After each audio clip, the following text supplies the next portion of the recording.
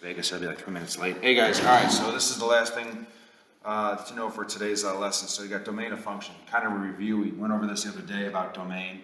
In this particular case, I got two different graphs focusing. Remember, domain relates strictly to the x values, only the x values, all right?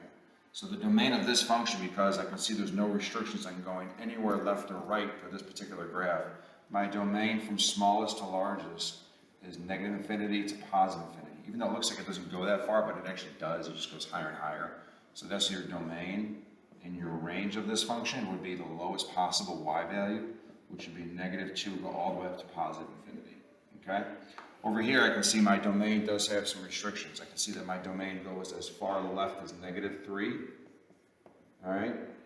-3 is as far left as it goes, but it goes on forever this way, and this would be to positive infinity. That's how you write that. The other thing is if you want to see the range for this one has no restrictions going up or down. I can see that, so your range would be negative infinity to positive infinity. Okay, now here's the emphasis on today. We're going to be looking at some other situations of domain.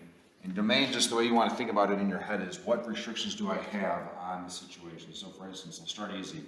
If I got 3 over x plus 1, well, the one rule is you can't have a 0 in the denominator. Okay, that's the one rule. All right, this one's easy because I can see that, well, the only number x cannot be is x cannot equal -1 because -1 plus 1 makes the bottom 0, right? Now let's say I change it up to 3x plus 5, okay? Well, the way you do something like this is you just set this denominator equal to 0 and you solve for x, okay? So -5, 3x equals -5, divide both sides by 3. X cannot equal, if this is the denominator, x cannot equal -5/3. And we'll explore that today in today's lesson, okay? I'm just giving you guys just the nuts and bolts of this today, and then we're going to dive deeper into this next week. But I want you guys to understand, when you think of domain or functions, you're thinking of what can x not equal, okay? So you could have said all real numbers except -1 or all real numbers except -5/3. Here's another situation, and this will be the end of my little snippet for today. Let's say I have a function f of x equals square root of 2x plus 5. Well, in this case, I know I'm not allowed to have any numbers that are less than 0 because I cannot be the square root of a negative number. So you set up the equation 2x plus 5 has to be greater than or equal to 0, okay? So now you're just solving these basic inequality statements that we've done in the past. Okay, so now this is 2x is greater than or equal to -5.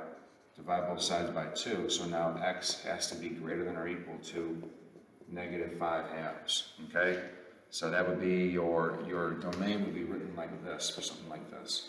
The smallest number it could possibly be is -5/2, and then it goes all the way to positive infinity. That's 2 ways of writing it, okay? It's good enough for me for today.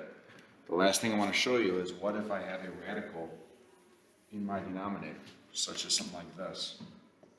If I have f of x equals 5x plus 2, well, this is just a basic equation. My domain would be for just something like this, negative infinity to positive infinity. I have no rules that I'm bound by. And now let's say I put this square root, let's say this is 3x squared plus 2x, all right? Well, now I have two rules. I cannot have a 0 and it cannot be a negative number, okay? So now I'm going to set up my inequality a little different. I'm going to do 3x squared plus 2x has to be greater than 0 no matter what at this point, okay? So first things first, let's make our lives easy. Let's factor out our common factor, x. So now this says 3x plus 2 has to be greater than 0. So x, one rule, x cannot equal 0. Now solve for this being greater than 0 here. So 3x plus 2 has to be greater than 0. Minus 2, 3x has to be greater than not equal to.